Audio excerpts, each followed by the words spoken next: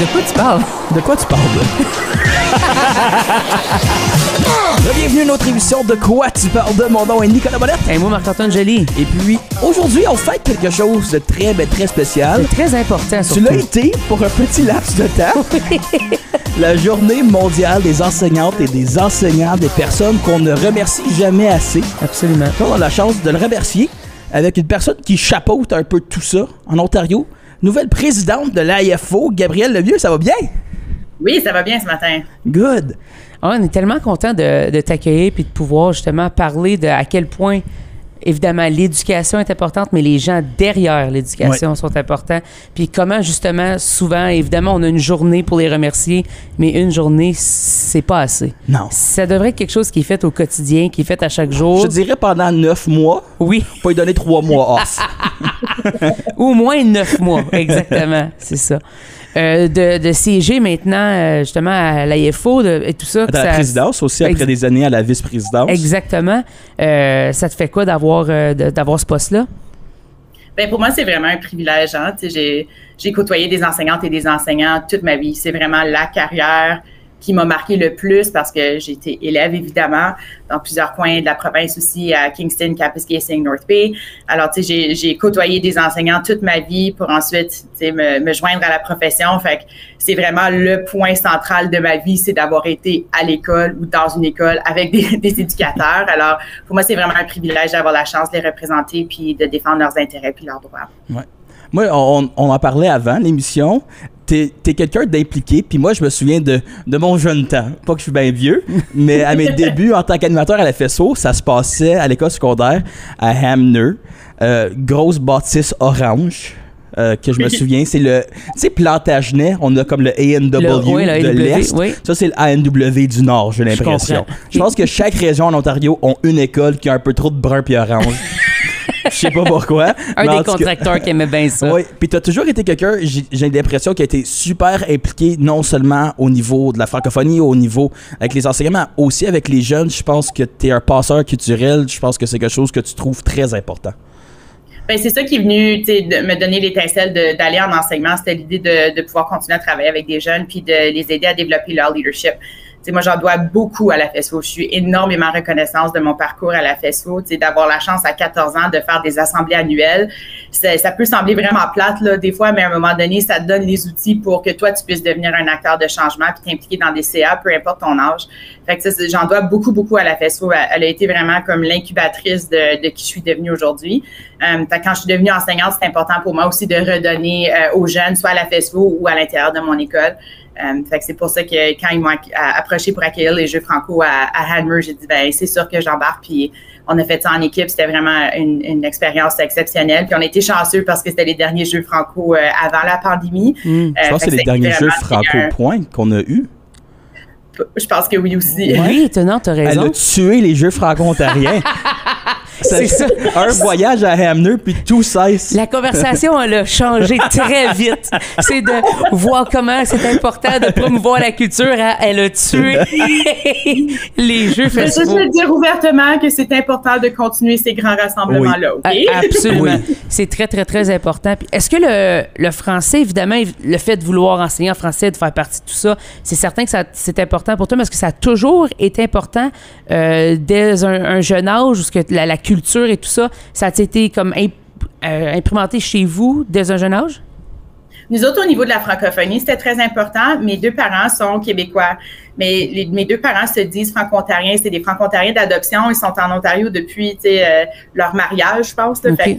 Fait, ça fait quand même 40-45 ans qu'ils sont en Ontario, se disent franco-ontariens. Ma mère est très fière franco-ontarienne d'adoption. Fait que c'est quelque chose qui est important pour la famille, d'avoir grandi à Kapuskasing aussi, vraiment un bassin francophone. Ouais. Pour ensuite déménager à North Bay, j'étais en 5e année, puis là, de voir, la cour d'école, elle ressemblait pas du tout à ce que j'entendais à Kapuskasing. Donc, d'aller trouver ce qui était familier pour moi aussi, c'était au niveau de la francophonie. Moi, je me souviens du cours d'English en 5e année, puis je parlais pas comme une English de North Bay, là.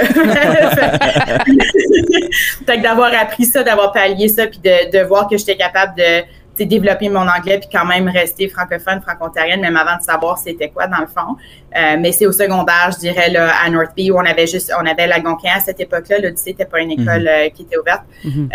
Donc, c'était de vraiment développer ça au niveau d'un bassin qui était très, très, très majoritairement anglophone dans le coin de Northby. Puis d'aller à des activités de la FSO puis voir que c'était possible de vivre ma fierté francophone, même quand j'étais extrêmement minoritaire au niveau de ma ville. Ça a vraiment moussé là, cet intérêt-là, puis de savoir que c'est pas important d'avoir un français parfait. Là. Donc, d'ailleurs, j'apprécie beaucoup votre balado pour ça, là, de propager l'importance de juste parler en français. C'est pas grave si c'est un français parfait ou non. Fait que c'est toutes ces choses-là là, qui m'ont amené à vouloir travailler en milieu minoritaire en Ontario. Je pense qu'il y a quelque chose de beau avec un parcours où tu fais plus qu'une ville, où que tu vois surtout des réalités très différentes. Oui, ça reste dans le centre-nord, si on veut, mais la réalité de Kapuskasing est très différente de celle de North Bay. Moi, je suis né à North Bay. J'ai resté comme une semaine parce que ma mère voulait pas accoucher au Québec, mais ça, c'est une autre histoire. Mais ensuite, j'ai déménagé à Hamilton, j'ai grandi à Hamilton, puis je me souviens quand je suis déménagé dans l'Est ontarien, faire comme « Ah, mais c'est pas la même affaire, mais pas en tout. » T'es-tu capable de nous parler de ça, d'avoir cette réflexion-là, puis d'avoir aussi, je pense que c'est quelque chose que le monde, tu sais, on se dit, ah oui, c'est différent à Windsor, ah oui, c'est différent à Hearst, mais de l'avoir vécu, ça donne vraiment une perspective différente sur la chose.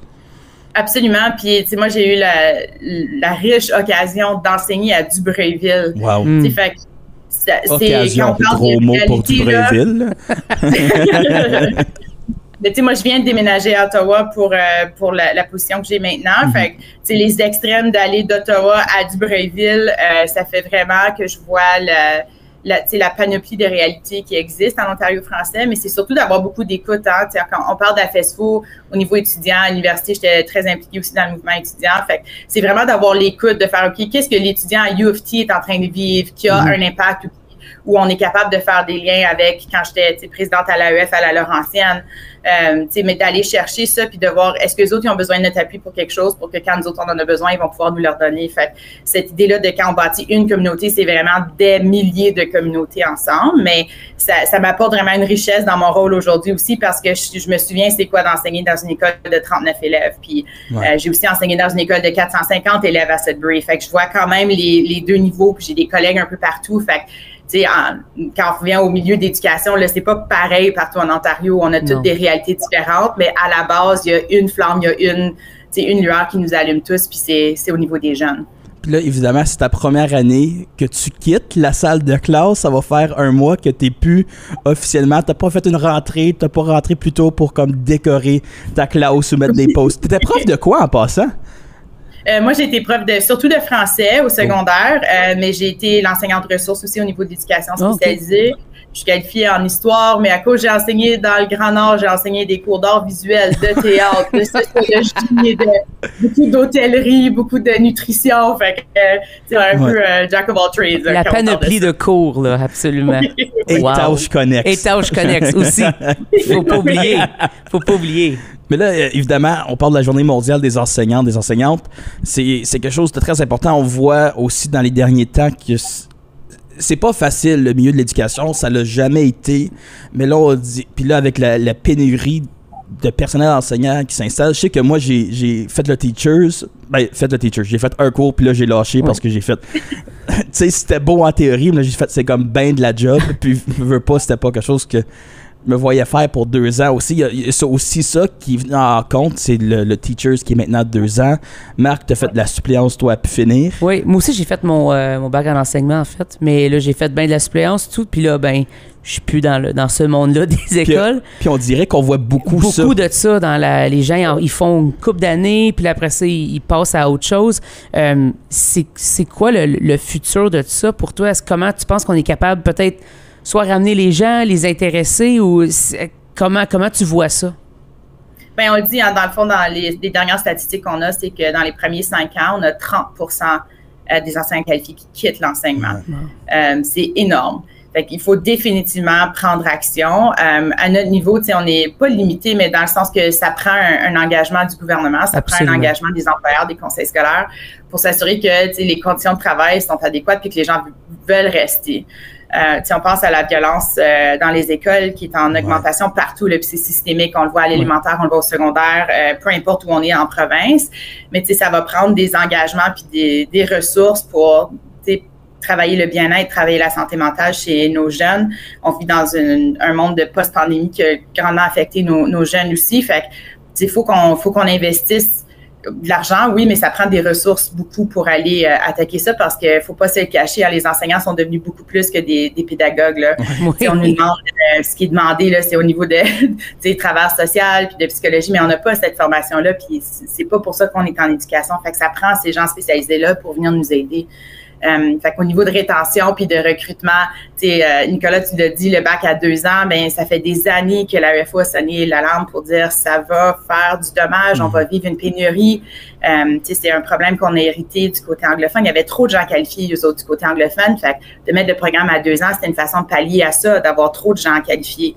Tandis que nous autres, c'est en train de petit à petit là, enlever complètement le bassin de gens qualifiés qu'on a. Fait que c'est vraiment problématique. Puis il y a un groupe de travail, en tout cas, c'est pas la place pour ça, mais il y a un groupe de travail qui a été créé, qui a émis des recommandations pour le gouvernement pour vraiment aller aider avec cette pénurie-là. Fait que j'encourage fortement, s'il nous écoute, M. Ford, d'aller voir ces 37 recommandations-là puis de les mettre en œuvre. On sait qu'il faut selon les stats, il nous écoute dessus. Oui, on a des stats d'écoute à Ottawa, ça dit anglophone unilingue. Fait que j'ai l'impression que c'est lui qui nous écoute. C'est bon. Mais aussi, avec tout le changement social qu'on a vécu aussi avec la pandémie, que maintenant, comme le gros luxe, c'est de travailler à la maison. Oui. Chose qui se fait très mal en éducation et avec une très bonne raison, parce que, je veux pas, l'école, je pense que les gens le voient souvent comme, tu vas apprendre des affaires, mais c'est une école de formation sociale et de vie avant d'être, apprends c'est qui Christophe Colomb. Je pense que si tu sors ton secondaire pis tu sais pas c'est qui Christophe Colomb, le prof va être correct si t'as comme des compétences de vie pis t'es capable de prendre soin puis de vivre en communauté, de vivre en société, d'être impliqué dans ta culture, de toutes ces choses-là. Je pense que primordialement, l'école, c'est ça. C'est pas une affaire de apprends par cœur du Shakespeare ou rien de même. Puis je pense que avec tu sais, ça se fait pas en télétravail, ça. Fait qu'il y a aussi ce switch-là qui vient complexifier les choses parce que le monde, tu sais, tu me dis, tu peux rester à la maison, faire ton travail, puis peser que tu es là sur Teams de temps en temps, ou être en salle de classe pendant 7-8 heures, chose qui n'est pas facile. On dit souvent que les profs, vous avez vos étés de congé, la vie est-tu pas belle? Oui. Mais c'est comme, tu retournes à la maison, puis tu as un plan de cours à faire pour le lendemain. La correction. Tu as de la correction, tu as 1001 choses à faire. Oui, tu as une période de gestion, mais tu n'as pas le temps de rien gérer, parce que de toute façon, il manque du monde à l'école, faut que tu ailles surveiller le corridor, faut que tu ailles surveiller ici. Il y a une activité, tu n'as pas de période de gestion. C'est toujours des affaires comme ça, puis ton été, oui, est reposante, mais tu dis, faut que je prépare tous mes cours pour en août-septembre. Ben, puis, tu sais, on dit souvent, nous autres, on blague, puis on dit que les profs ont fait 12 mois de travail en 10 mois. Oui. Donc, c'est des heures condensées qu'on pourrait dire, là, dans le fond. Mais, tu sais, l'école, c'est beaucoup plus que des connaissances, hein, puis on le sait, ça. Puis quand on est dans les écoles, on le voit, puis, tu sais, ce que tu dis, Nicolas, au niveau de l'apprentissage social est tellement important aussi. On essaie de bâtir des citoyens là, qui vont être productifs dans la société, ben ça se fait pas derrière un écran. Non. Puis avec l'intelligence artificielle qui arrive, on pourrait dire ben c'est facile. Nos élèves ils peuvent dire écris-moi une dissertation sur ça. La dissertation elle va être bonne, mais est-ce que l'élève va vraiment capter les capacités, les habiletés développées parce que c'est pas au sujet d'écrire la dissertation. Je veux pas le dire trop fort, là, mais c'est pas la dissertation qui est importante là-dedans, c'est le processus, c'est la recherche, c'est la pensée critique, fait que c'est tellement plus que juste le produit final ou le test ou le quiz. Puis aussi tout l'aspect de construction identitaire qui va pas se faire en faisant. Écoute ce vidéo qui parle de pourquoi c'est important ta langue. Tu sais, si tu vis pas des activités puis tu sais pas comme le français, c'est pas juste quelque chose qu'on se fait dire dans le corridor, parle en français parce que parle en français, tu es dans une école en français, il faut que tu parles en français, mais c'est de donner ces occasions-là à ces jeunes de vivre en français, de faire des activités en français ou que sous-consciemment, ils vivent des activités, on appelle ça des rapprochements positifs avec la langue. Oui. C'est loin mon jargon pédagogique, Bravo. mais il est à quelque part là. C'est plus que ça aussi, hein? C'est plus que ça, c'est de leur montrer qu'on peut vivre en français puis on peut vivre notre vie. C'est pas juste la minute franco qu'on fait le mercredi à midi, là, tu sais. Ça peut être bon, puis ça peut être important, mais c'est plus que ça. C'est de tout le personnel scolaire, tu sais, du concierge aux techniciens, aux enseignants, des animateurs culturels, tout ça, ils font toute partie de montrer qu'on peut tous être francophones, vivre notre francophonie de façon différente. Tu sais, il n'y a pas juste une façon d'être francophone, il n'y a pas juste, tu sais, mon parcours à moi qui est très, tu sais, FESFO, animation, animation culturelle, leadership, tout ça. Il y a tellement de façons d'être francophone, puis tout ça, c'est bon. Fait que tout le personnel scolaire joue un rôle là-dedans en étant des modèles de comment on peut vivre en français dans la société. Je pense qu'une belle partie de l'éducation aussi, puis du renouvellement, c'est tout le volet de l'apprentissage par expérience qu'on est en train de mettre de l'avant. Est-ce que c'est quelque chose que toi, tu trouves qui est une belle chose? Est-ce que tu penses qu'on a peut-être une belle trajectoire avec ça? Bien, c'est vraiment important, puis on le sait, hein, les enseignants en salle de classe, on le sait que quand il y a des apprentissages qui sont authentiques, qui veulent dire quelque chose pour nos élèves, ça décuple le montant d'impact que nos leçons peuvent avoir. Fait que oui, c'est absolument essentiel. Le défi, je pense qu'on va vivre, c'est que ça veut dire qu'on sort les élèves de la salle de classe, qui est beau. Il faut faire ça, mais quand on a une pénurie puis quand on n'a pas le financement pour faire ces activités-là, quand on est limité dans le temps puis les ressources humaines dans nos écoles, c'est ces choses-là qui vont tomber à l'eau, puis ça, c'est inquiétant. Mais je sais, l'apprentissage par expérience, on parle aussi, moi, j'ai fait des stages coop. Quand j'étais à North Bay, j'ai fait un stage, moi, j'étais chanceuse, j'ai fait un stage en animation culturelle en 4e, 5e, 6e année. C'est là où j'ai découvert que c'était probablement pas le niveau pour moi, mais j'ai vraiment adoré l'idée de faire des activités avec des élèves, de passer des leçons d'une autre façon. Fait que ça m'a vraiment permis de pas avoir besoin, quand je sors de l'université, de faire 2-3 ans à toutes sortes de différents niveaux dans différents jobs avant de décider qu'est-ce qui est bon pour moi. Tu sais, les coops, les stages, c'est toutes des choses qui sont importantes. Puis pour avoir été, moi, j'enseignais à Hanmer, comme Nicole disait, une école principalement une école de métier. Ben, ces élèves-là, c'est tellement bon pour eux autres d'aller dans la communauté puis de travailler puis de mettre en œuvre les habiletés qu'ils ont apprises à l'école. Tu sais, ça fait qu'ils contribuent à une société puis ils sont en train de développer leurs habiletés. Là, c'est vraiment, c'est du bonbon, ça. Puis ça dépasse le cours d'histoire 10e année, qui est aussi important. Mais oui, tu sais, c'est d'aller chercher le ballon dans ces choses-là. Cours 10e, histoire, 2e guerre mondiale. Je pense en 9e, tu fais la première. Ça fait du sens, mais je pourrais pas te le confirmer à 100%. Moi non plus.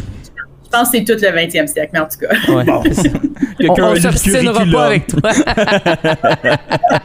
Tu l'as probablement enseigné genre 8 fois ce cours-là. Fait que... Juste une fois. Juste une fois? Okay. C'est bon. Bravo. Un cours de gym là-dedans, non? Non, mais j'ai souvent eu des postes en gym. Et là, je rentrais dans l'école pour rencontrer la direction, puis je faisais... OK, fait que moi, j'étais la nouvelle prof de gym. On va faire ben du yoga, ben des randonnées. Puis là, soudainement, la direction trouvait un autre prof qui était comme bien content de changer de cours. Fait que c'est pour ça que je me suis ramassée souvent en hôtellerie, en nutrition, en alimentation, parce que les profs faisaient, je sais faire des toasts. Moi, je faisais, vas-y, va montrer à lancer des ballons. Moi, je vais montrer à faire des omelettes. That's it. Hey, c'est incroyable. Ouais. Est-ce que c'était une façon pour toi d'essayer de ne pas avoir le cours d'éducation physique en même temps? C'était comme une double trajectoire? T'es comme, on va faire ça. S'ils sont corrects avec ça, tant mieux. Sinon, ils vont trouver une autre option, tu sais.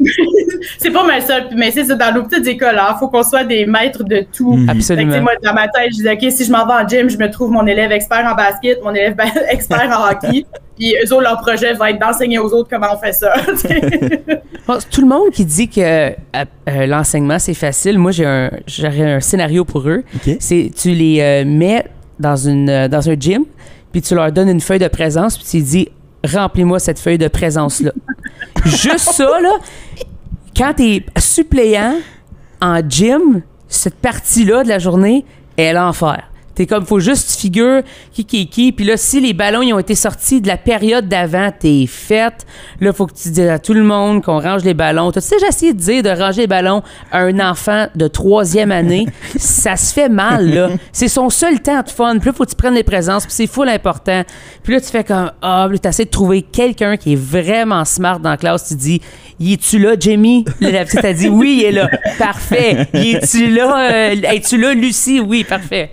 En tout cas, mais là-dessus, Marc-Antoine, nos suppléants, là, c'est tellement du travail important. Hein? Oui. On minimise souvent, mais nos suppléants qui rentrent à courte durée là, pour une journée, là, on pourrait pas fonctionner sans eux dans le système scolaire. Puis peut-être qu'on met pas assez d'importance sur le travail qu'ils font, puis les accueillir dans nos écoles. Mais tu sais, moi j'imagine, toi tu penses à des gyms, moi je pense à des classes de musique où il y a des pianos partout, puis des tambours, puis là c'est un suppléant qui rentre là-dedans, c'est de la job. Oui. Ouais. Le petit première année qui braille à tous les jours, mais toi, comme suppléant, tu ne sais pas qui braille à tous les jours. Non, c'est ça.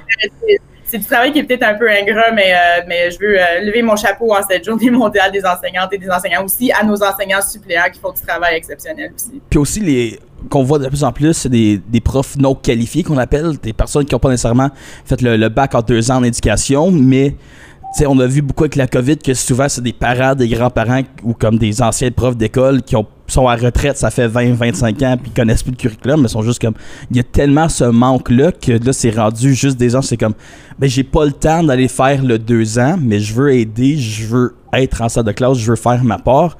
Fait que l'apport des profs non qualifiés, je sais pas si ça représente, si t'as des chiffres, là, je suis très journaliste tout à coup, wow Nicolas, mais comme, il y a une grande partie, j'en connais plusieurs, des personnes qui sont non qualifiées, qui se sont lancées en enseignement justement.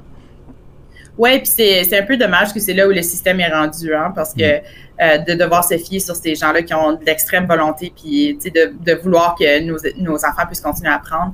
Puis dans le fond, c'est encore plus présent chez les francophones. Donc, les dernières données qu'on a disent que 50% des personnes qui enseignent en ce moment sous des certificats de qualification temporaire, ça veut dire qu'ils sont non qualifiés, c'est des francophones. Wow. Mais on représente juste 5% de la population enseignante.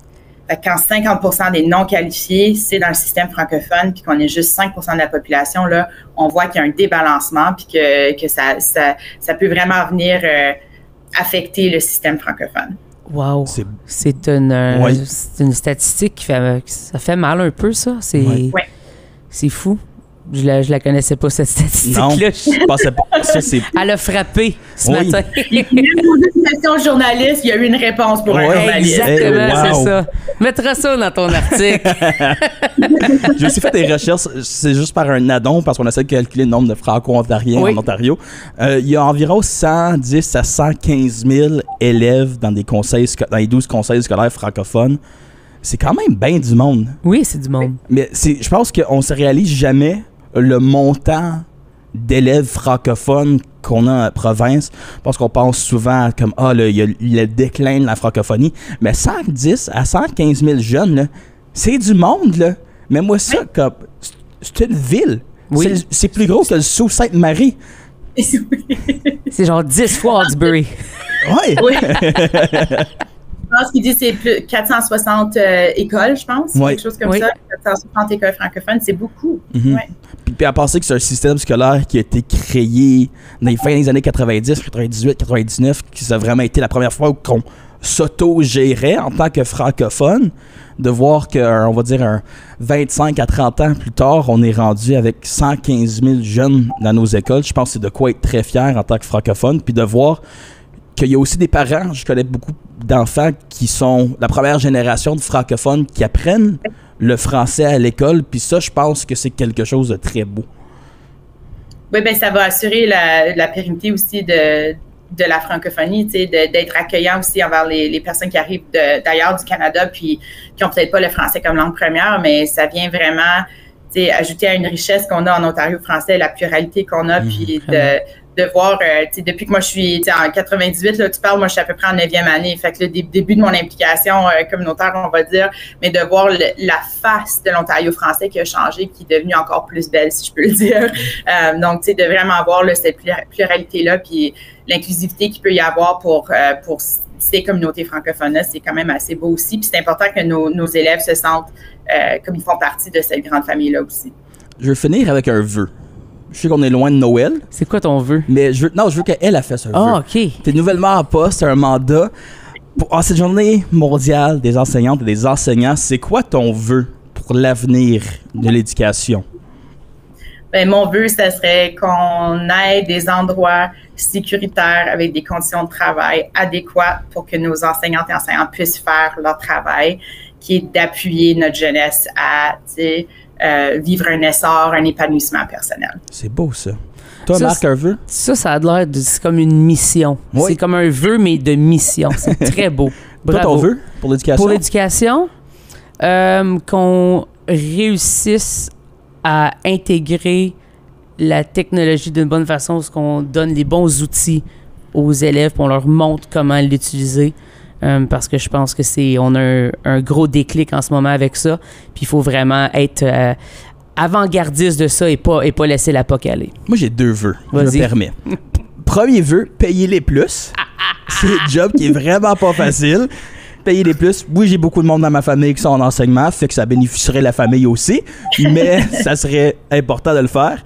Et de 2, mettez-vous d'accord quand que l'année scolaire débute. Oui, ça, c'est vrai. On ça. peut-tu faire avant la fête du travail ou après?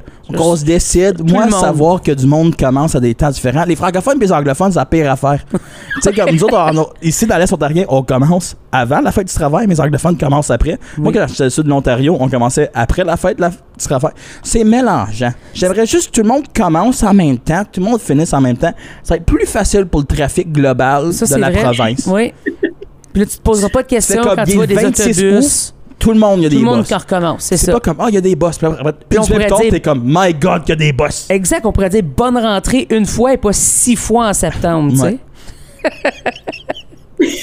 C'est très philosophique, ça, je l'apprécie. C'est là qu'on est rendu C'est là qu'on est en ce rendu. beau matin. Ben, un grand merci d'avoir été de la partie, d'avoir fait ça avec nous autres. Encore une fois, je te le dis à toi aussi. Bonne journée. Tu te considères. Ben oui, t'es quand même enseignante. Sinon, je le dis pour Parce que toutes moi, tes tu me années dis que je que le t'as suis pas, fait. mais je travaille encore en éducation. Je suis juste pas dans une salle. Techniquement, de classe. mon bureau de travail est annexé à une école. T'es pas loin, toi non plus. Fait que je suis comme à 2 portes de devenir un prof. Oui. C'est pas pire, ça. Ou 2 portes de jamais l'être. Un des deux. Un grand merci, Gabriel. Merci. Ça fait plaisir.